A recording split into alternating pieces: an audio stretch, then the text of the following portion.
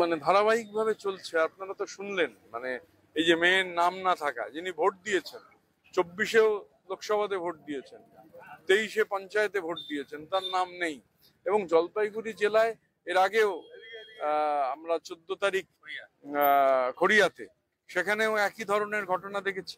এখন আমরা যাব সাউথ বেরিবেরিতে, একই ধরনের ঘটনা ঘটেছে। অভিষেক বন্দ্যোপাধ্যায় আমাদের সর্বভারতীয় সাধারণ সম্পাদক, তিনি রাজ্যের যেখানেই এই ধরনের ঘটনা ঘটছেন, এসআইআর আতঙ্কে যে মানুষ আত্মহননের পথ বেছে নিতে বাধ্য হচ্ছেন, আমরা যাচ্ছি। তৃণমূল কংগ্রেস সর্বতোভাবে এই পরিবারগুলোর পাশে আছে। এবং সব থেকে বড় কথা হচ্ছে যে শুধুমাত্র মানুষ আতঙ্কে আত্মহনন করছেন এরকম নয়, বিএলও সরকারিভাবে যারা দায়িত্বপ্রাপ্ত ব্রেন স্ট্রোকে মারা গেছেন দেখেছেন। এবং রাজ্য জুড়ে, আমি আজকে সকালেও একটা সংবাদ মাধ্যমে আস্তে আস্তে দেখছিলাম, এক ভদ্রমহিলা তিনি বলছেন যে তার স্বামী হসপিটালাইজড, মানে 15 দিন ধরে এমন মানে মানসিক প্রেশার। তো এই এত বড় এসআইআর প্রক্রিয়া, এটা 2 মাসে সম্ভব নয়, এটা 2 বছরের ওপর এর আগে যখন হয়েছিল।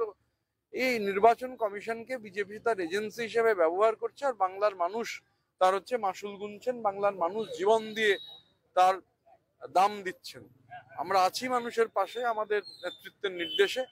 এবং এটা এই একজন জেনুইন ভোটারের নাম, এই যে দেখুন বাংলার মানুষের লড়াইয়ের ওদের পরিবারের একজন তাদের হারিয়েছেন এই আতঙ্কে, তারপরেও ওই যে বলছেন যে আমাদের নাম উঠতে হবে, আমরা জেনুইন ভোটার। বিজেপির উদ্দেশ্যই তো তাই, ইলেকশন কমিশনকে ব্যবহার করে জেনুইন ভোটারের নাম বাদ দিয়ে দাও আর ব্যাকডোর দিয়ে এনআরসি করো। আমরা এখন যাব সাউথ বেরিবেরিতে, তারপর আমাদের আজকে আবার এনজেপিতেও আইএনটিটিউসির বড় সমাবেশ আছে।